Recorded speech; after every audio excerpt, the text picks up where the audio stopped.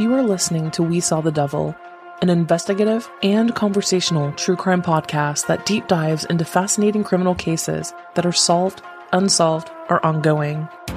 From America's Lori Vallow to Germany's Armin Meiwes, we examine and discuss the world's most shocking cases.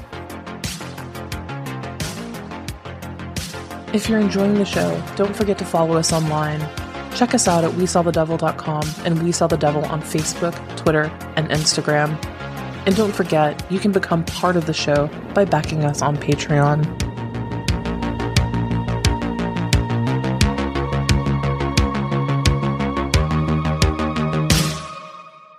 Hello everyone, you are listening to We Saw the Devil. This is Robin, and I am here with the third episode in my Emmett Till series. I sincerely hope that those of you who never learned about Emmett Till, say like in school or via any other means, that you found it educational and impactful. As I've said in the two previous episodes, this case really had a huge impact on me when I was a child and first heard the story. Of course, when you're in middle school, you don't really learn the full story of how Emmett Till died, just that he was murdered, that he was lynched, shot, thrown into a river.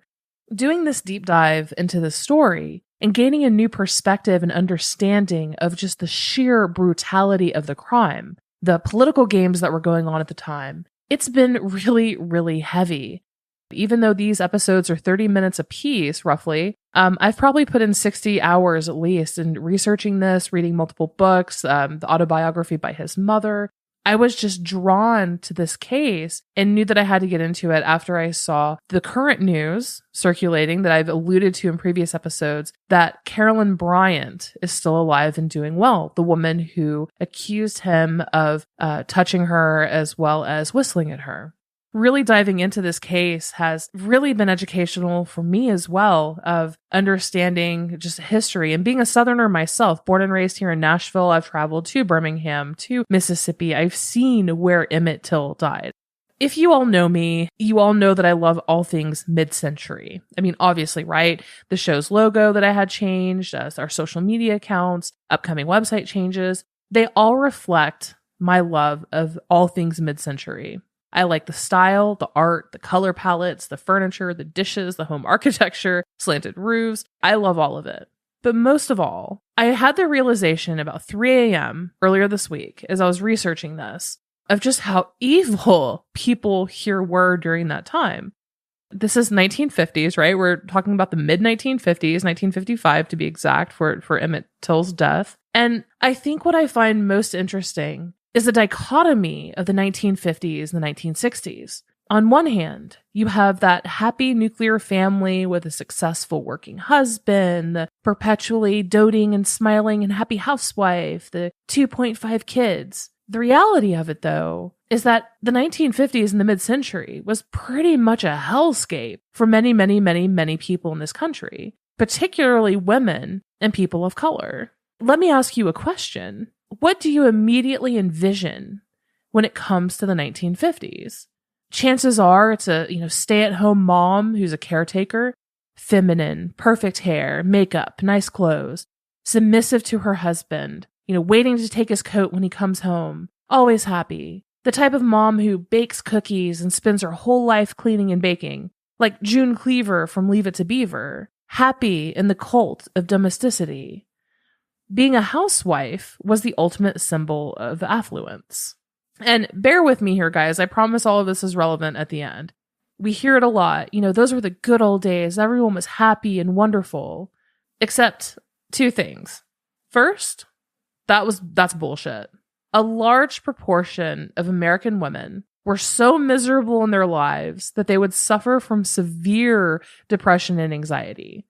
They were exhausted from constant motherhood and maid duties, and the requirement that it took to look effortless, which was pretty much socially required. Pharma in the 1950s had more recently become Big Pharma and decided to focus on women. You had the rock star drug of the 1950s, which was called Miltown, which put out ads promising women that if they took their magic pill, all of their problems would go away. One ad features a woman doing a whole stack of dishes, and the copy on this ad reads, "Miltown therapy improves the capacity to work efficiently." By 1955, 1 out of every 20 Americans had taken Milltown for anxiety or mental fatigue. But my all-time favorite is probably an ad for Mornidine. And the ad features a woman happily cooking bacon and eggs. And the copy on this ad reads, "Now she can cook breakfast again." Clearly her husband is either too fucking lazy or useless to make it himself. Then there was Butazol, Serine, Serax, Methadrin, Trivial. The list goes on and on and on and on. Dozens of drugs. So many tranquilizers and sedatives were marketed to and prescribed to women because they were not able to keep up the facade 100% of the time. Childhood trauma, sexual abuse, rape, mental illness, society's crushing expectations saying, hey, your happiness doesn't matter, be beautiful, get a husband, pop out little American babies. The reality of that time was as far from Leave It to Beaver as you could actually get. And secondly, it was all propaganda. The Korean War began in 1950, if you recall, when the North Korean Communist Army crossed that 38th parallel and invaded non-communist South Korea. China and the Soviet Union both joined North Korea and went to war against South Korea, the US, and the UK. Not only did 40,000 Americans die in this war, but it began the campaign against communism and the entirety of the Cold War. And this is where we get things like fearing nuclear strikes, children doing nuclear bomb drills under their desk, which I've always found absolutely hilarious because if an atom bomb is coming, hiding under your desk ain't really going to do a whole lot. There was this idea and creation of the perfect American family, which is what you see when you think typically of the 1950s. Leave It to Beaver. That was government propaganda. It was put out so that American men and women, American couples, families would start popping out more democratic American babies. Look at us. We're beautiful. We are a society in control, well-groomed, well-kempt, social order. We don't have problems unlike those nasty communists over there. And all of this was hiding some of the most vile abuses known to man. Again, rape, sexual assault, drug addiction. Some of the birth defect rates were the absolute highest in the 1950s because of the drugs that quite literally everyone was on.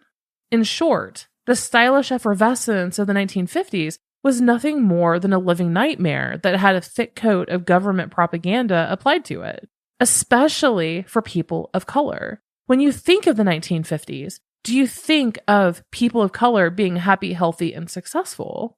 Typically not. The trial for J.W. Milam and Roy Bryant, the two men who murdered Emmett Till, it began on September 19th, 1955. But almost exactly 5 years before that, on August 13th, 1950, 22-year-old Hilliard Brooks Jr. was murdered while sitting on a Montgomery, Alabama bus. He was accused of creating a disturbance. What did he do, might you ask? What did he do to deserve getting murdered while sitting on a bus?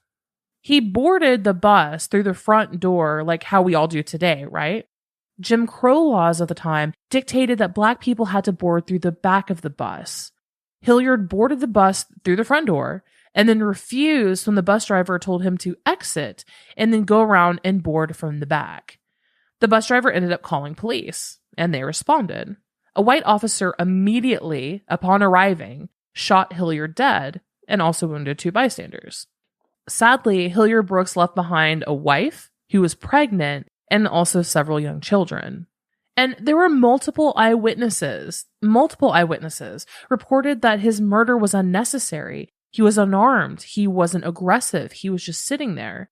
But he was still shot dead, and the officer faced no charges.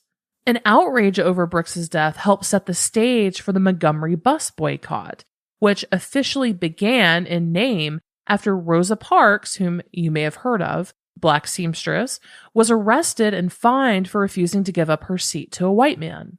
And it's quite likely that she had Emmett Till, this trial, this case that I've been discussing for going on 3 episodes now, fresh in her mind because it had just concluded 2 months prior. Racial terror and lynching violence was so prevalent in the mid-century in the 1950s that there is a plaque at the Peace and Justice Memorial Center in Montgomery, Louisiana, that is dedicated to 24 Black Americans who died as a result of it, just from the 1950s. Emmett Till's name is also on this memorial. I think it's absolutely fascinating that we as a society, especially, mid-century modern has just come back with a vengeance. I'm in a bunch of atomic groups and, I love the Pyrex and all of this other stuff. Like, we're all so enthralled and obsessed with the 1950s and 60s and the styling. And everyone, wants to say, those are the times, those are the days. Really, if you take a step back and you examine the full picture, this is one of the most shameful eras of American history, particularly in the South. In any case, really quick housekeeping, guys. You are listening to We Saw the Devil. I'm Robin. Don't forget, you can check out our website at wesawthedevil.com. From there, you can find us across all social media, Twitter, Instagram, Facebook, soon to be a TikTok channel as well. And as always, if you are liking the content, digging the show, please, please, please, please, please just take 3 seconds out of your day. Go to, say, if you're on iTunes, just leave it a 5-star review. But let's continue. On episode 2, I left off with the first week of September. Roy Bryant and J.W. Milam had just been indicted and jailed, and they were awaiting their September 19th trial. They both pled innocent, not guilty. Mamie Till, if you recall, had fought very, very hard to get Emmett Till's body from Mississippi to Chicago, and then a journalist snapped a picture of her wailing and grieving over his casket as she collected it from the Chicago train station. That picture would be a spark to the fast-approaching civil rights movement. And then finally, on September 6th, Emmett Till was buried in the Burr Oak Cemetery in Chicago. After the pictures of Mamie Till crying, as well as the funeral shots of Emmett's corpse, it seemed for a moment that justice might actually prevail. The photos were published all over the world. International news outlets were openly writing about the case. Racist Mississippi Governor Hugh White even telegrammed the district attorney saying, "Murder is murder, whether it is black or white, and we are handling this case like all parties are white." As I mentioned in the previous episode as well, whereas initially Mississippians were outraged and disgusted by Emmett Till's lynching, that only lasted so long. The influx of journalists from all over the country and poor coverage in newspapers enraged them. When Roy Wilkins, then executive secretary of the NAACP, described Emmett Till's killing as a lynching and wrote, quote, "The state of Mississippi has decided to maintain white supremacy by murdering children." Let's just say that white Mississippians were incredibly offended. They were outraged and they made their thoughts known. They, quote, resented the Northerners coming to the South to tell them how to act and treat blacks, end quote. So how did Mississippi choose to respond? Like, what was going on at this time? They decided to double down on their racism, and they fully supported Roy Bryant and J.W. Milam. Every single lawyer in Sumner County stepped forward to offer their legal services, pro bono. They actually had to whittle it down to 5. Like, they had to pick 5 attorneys because so many stepped forward to defend them. The town's business owners also started to pass the collection plate to take up donations for them. Some journalists report that coming from California, New York, Detroit, Chicago, coming down to cover the case, report just being absolutely shocked, appalled, disgusted by the fact that all of these little businesses in Sumner County had jars where people could put cash in to support J.W. Milam and Roy Bryant. Treating it like a Make-A-Wish Foundation for 2 people who killed a child in the most vile ways possible. They ended up collecting $10,000 for them, which today, including inflation, that's basically the equivalent of $110,000. The trial began on September 19th, 1955, with jury selection. Black people and white women were both banned from serving. So the jury was all white and was comprised of 9 farmers, 2 carpenters, and an insurance agent.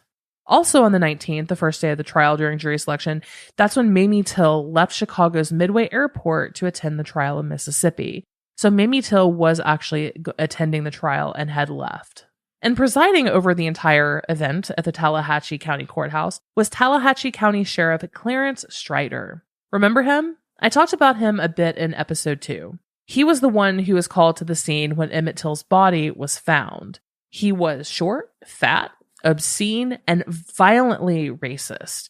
He was known for harassing black citizens and constantly using the N-word basically as many times as he was able.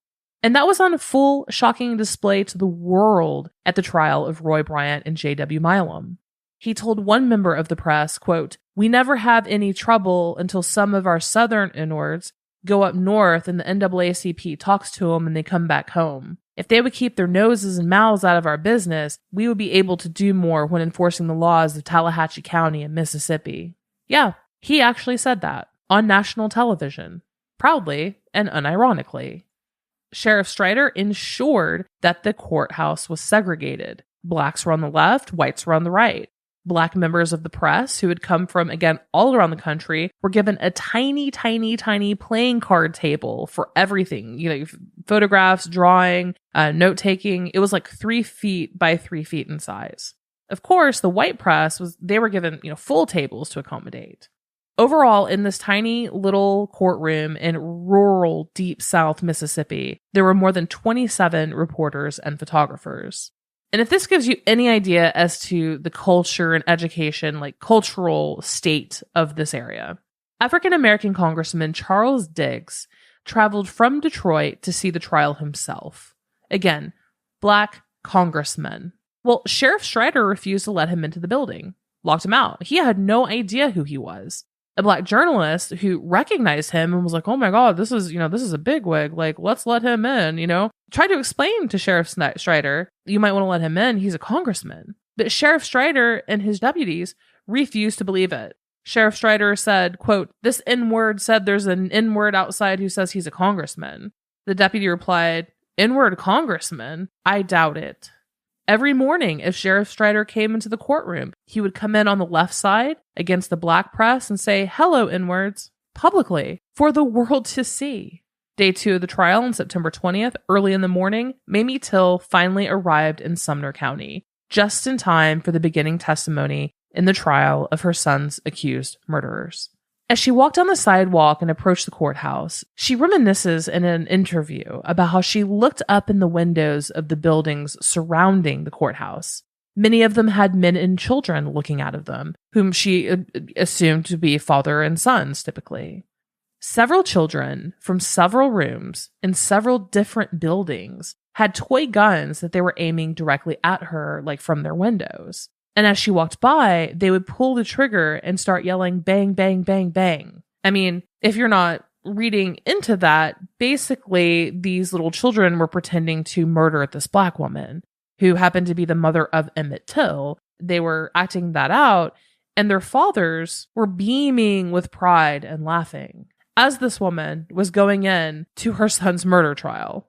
The reporters, particularly the ones who came in from areas outside of the South, like California, Detroit, New York, Chicago, they were appalled. It was very clear that the evidence against these two men, it just appeared insurmountable, open and shut case. Yet all of the locals moved behind them, supported them, and did not want them to be punished. There was even talk of riots if they were convicted of this.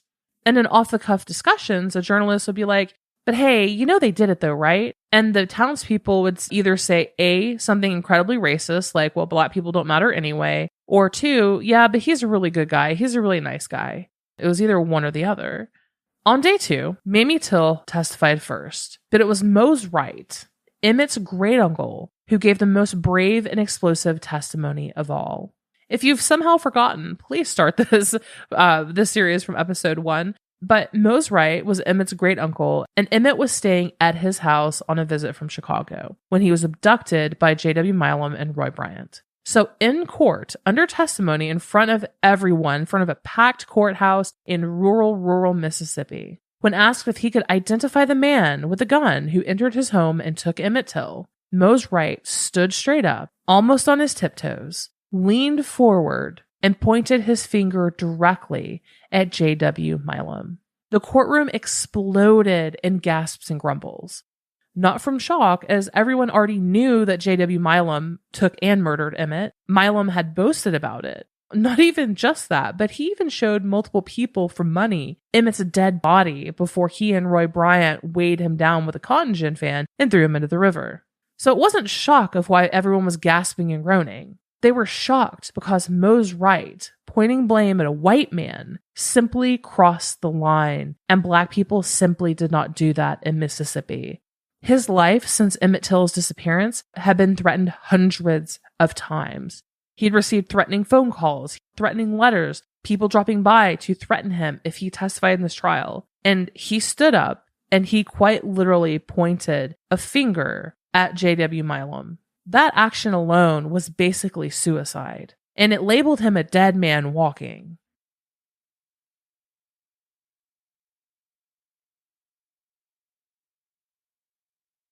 On the 20th, 21st, and 22nd of September, both the state and the defense team presented their witnesses. 12 witnesses for the state and 10 for the defense. Some of the witnesses for the state included, notably, obviously, Mose Wright, Chester Miller, who was the undertaker, a police identification officer, LaFleur County Sheriff, the teenage fisherman who discovered Emmett Till, another man who saw the body in the river, the original deputy sheriff who took the statement, the funeral home operator, Mamie, the mother of Emmett Till, Willie Reed, the 18-year-old boy walking to get groceries who heard the screaming, hollering, and whipping sounds coming from J.W. Milam's brother's barn, Ad Reed, and finally Amanda Bradley, who was a neighbor of J.W. Milam. Witnesses for the defense team included Carolyn Bryant, who gave an explosive testimony regarding what happened with Emmett Till. She claimed that Emmett Till propositioned her, said that he had, in her testimony, she called it an unprintable word, basically that Emmett Till came into the store, grabbed her hand when he tried to give her the money for the bubble gum, and then propositioned her and said, "Hey baby, how about a date?" And then said that he'd been with plenty of white women back home in Chicago. She also claimed that he grabbed her around the waist. She was a major witness for the defense. You also have Juanita Milam, who was J.W. Milam's wife. You had H.C. Strider. Yet again, this freaking sheriff. Strider actually made the unusual move as a member of law enforcement of testifying for the defense team. Remember in the beginning, after Emmett Till's body was found, he initially said, "Yep, that was Emmett Till." Threatened Mose Wright and said, "You guys need to get him buried by the time the sun goes down tonight."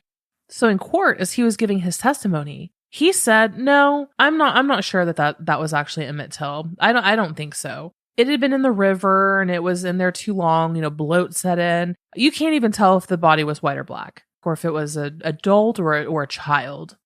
The tactic of the defense team through this entire trial was to say that J.W. Milam and Roy Bryant, yes, they did in fact kidnap Emmett Till out of his bed, and they did intend to beat the shit out of him. But hey, that's legal. That's totally fine. In the Deep South in the 1950s, that's okay. And they claimed that they let him go after beating and scaring him, but that they did not kill him. For Sheriff Strider to come testify for the defense, say, "Well, yeah, I don't even think now that I think of it, yeah, I don't think that corpse is Emmett. We don't know who that belongs to. We can't even tell." The defense team attempted to say that Emmett Till was still alive and well. He just made it back up to Detroit to live with his grandfather. He just moved to Detroit to live with his grandfather, and somehow, some way, no one's been able to get in touch with him. Even though his mother was his best friend, he just decided not to reach out to her whatsoever. That was the angle that the defense team was going after here. On September 23rd, the final day of the trial, all throughout the early morning, the defense team presented a series of character witnesses. On September 23rd, 1955, the defense attorneys in the case accused Mamie Till of faking Emmett Till's death. They asked her if she had an insurance policy for Emmett in case of an accidental death or murder. She said that she did, and they accused her of working with the NAACP to dig up a random corpse from the local Mississippi cemetery, put Lewis Till's ring on it, and then throw it into the Tallahatchie River. They claimed that Emmett was alive and well in Detroit living with Mamie's father, and that Mamie was lying to everybody about it. But here's the thing. Her father, Emmett's grandfather, was actually in the courtroom watching the proceedings the entire time. And if Mamie Till had not been through enough, the Southern media would have another go. Remember in episode 1 when I talked about Lewis Till, Emmett Till's father? He and Mamie got married. They had a very horrible marriage. Lewis Till was violent towards her. One night they had a particularly bad fight. Mamie ended up scalding him with a pot of boiling water and then filing a police report against him. She got a restraining order against him. Basically, when he went to court, he was given 2 options: go to prison or go into the army. Unfortunately, that was the time of World War II, and he said that he would rather go into the military. If you recall in that episode, Lewis Till died while he was in service, while he was in Italy. His ring was returned to Mamie. Mamie gave it to Emmett, and that's how they ended up identifying Emmett Till's body, was via that ring. As is the case today, especially you see it in the Lori Vallow case. If there's any question about any information or any person, any sketchy facts, people will dig into it and get to the bottom of it. And that's what happened with Lewis Till. Mamie Till, when she received that death notice from the U.S. government stating that Lewis Till had died, she didn't know how. She didn't know why. She had no information other than, your ex-husband's dead, here's his ring. So journalists got to work to try to figure out what had happened to Lewis Till. And what they discovered is that Lewis Till was obviously in the army during World War II in Italy. He did not see combat, but he did serve in a port battalion. And what they did was he and his other members of his unit, they were all black, they had to move supplies. What happened is that they were actually accused of raping 2 white women and killing another one. A lot of research has been done modern day on Lewis Till to see what exactly happened there. And by all accounts, no one was given a fair trial. Dwight D. Eisenhower actually personally signed off on Lewis Till's execution warrant. In 1955, James Eastland and John Stennis, 2 senators from Mississippi, decided to just pour over the military files on Lewis Till. They were basically trying to manipulate public sentiment on Till's murder. Basically put the court of public opinion back behind the 2 murderers, Roy Bryant and J.W. Milam. And how else would they do that? So they looked into the military files, and they learned that Lewis Till was executed. Supposedly, he and a couple members from his unit went into Leghorn, Italy on February 17th of 1945. Supposedly, they killed Anna Zanchi and raped Benny Lucretia and Frida Marie the year before that. Dwight D. Eisenhower signed the execution order, and then Lewis Till was executed on July 2nd of 1945. He was buried in a military cemetery in France. And it's via these 2 shitty racist senators that unearthed this information that Mamie Till, after the trial, discovered that her ex-husband had been executed for criminal conduct. The circumstances surrounding that, what Lewis Till was accused of, was used to call Emmett Till a rapist. The public then said, well, like father, like son. And because of that news took over like wildfire. Mississippi newspapers started like doing their, little racist dog whistles. They accused the NAACP of supporting rapists and murderers. It got really, really, really nasty. And the thing about it is that no one actually knows if Lewis Till was guilty or not. However, because of the makeup of the military, we're talking about the time of Jim Crow laws, the Army was only 8.5% black. But yet, of those soldiers who were executed for various crimes, 83% of those executed were black. So it's very much worth noting that it's possible that Emmett Till's own father was murdered on false charges. On September 23rd, 1955, after calling a few character witnesses, the defense team rested its case. It took only 67 minutes for the jury to deliberate and come back and give a not guilty verdict. Roy Bryant and J.W. Milam stand up, start screaming and yelling and whooping and hollering. They light up the cigars that they've been chewing on all throughout the entire trial, and they start kissing and hoisting their wives in celebration of the verdict. Immediately, Moses Wright is ushered out of the courthouse by none other than Medgar Evers, who I will talk about in a moment. But Moses Wright, Emmett Till's great uncle, the fear that man must have felt. He was immediately smuggled to a train on the way to Chicago, he and his wife. And it's said that only hours after the not guilty verdict was read, whole throngs of townspeople descended upon Mose Wright's home, trying to get him to lynch him. 18-year-old Willie Reed, the youth who was just walking down the street and happened to hear Emmett Till being tortured and possibly murdered, he also was immediately smuggled out of Mississippi to Chicago. Mamie Till, sadly unsurprised by the verdict, also returned to Chicago. And it didn't take long for the news to travel worldwide. In Belgium, 2 newspapers published articles on the acquittal of Roy Bryant and J.W. Milam. Le Peuple and also the Belgian socialist newspaper. They called it a, quote, judicial scandal in the United States. Another one, Le Drapeau Rouge, who, if you recall in last episode, I discussed, that actually posted about this case as a whole frequently. They said, quote, killing a black person isn't a crime in the home of the Yankees. The white killers of young Emmett Till are acquitted. In France, L'Aurore newspaper published the scandalous acquittal in Sumner. Le Figaro, which is one of the largest newspapers in France, called it the shame of the Sumner jury. The news that two men very clearly and obviously murdered a young child just went worldwide. Not only that, but more importantly, in the United States, coast to coast, north to south, everyone was reading the papers, just absolutely, utterly appalled and disgusted. In Germany, a newspaper posted an article that said, "The life of a Negro isn't worth a whistle." In France, another Communist Party newspaper said, "After the mockery of justice in Mississippi, emotion in Paris."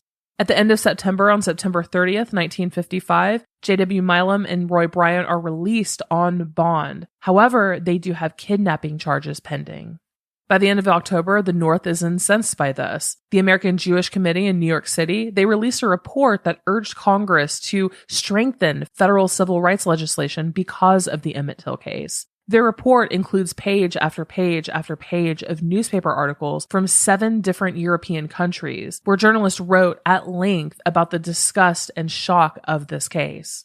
Regarding the kidnapping charges, Mose Wright and Willie Reed both returned to Mississippi to testify in front of a LaFleur County grand jury in Greenwood, Mississippi, in an attempt to indict J.W. Milam or Roy Bryant for kidnapping, even after they were acquitted on murdering them, but admitted to kidnapping him. Lest we not forget, J.W. Milam and Roy Bryant admitted to walking into Mose Wright's house and taking Emmett Till at gunpoint. They were acquitted of murder. The grand jury refused to indict them for kidnapping, even though they had admitted to it. So, on November 9th, 1955, J.W. Milam and Roy Bryant go free and cannot be tried for either thing again.